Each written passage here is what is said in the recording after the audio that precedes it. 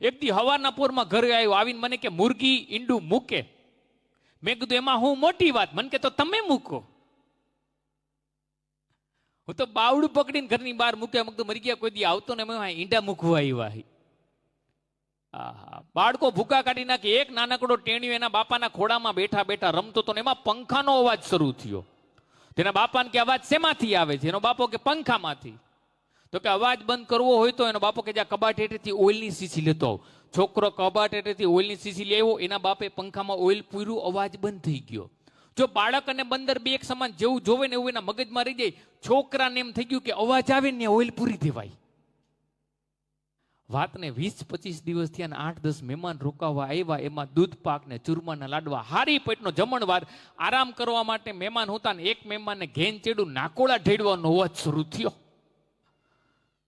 છોકરો કબાટ હેઠેથી ઓઇલની શીશી લઈને મહેમાનની નાકમાં પિચકારી બોલાવ્યો. મહેમાન થેલા લીધા વગરના વયા ગયા. સાહેબ, આ ડિજિટલ ઇન્ડિયાના ડિજિટલ બાળકો છે. મુંબઈ કાર્યક્રમ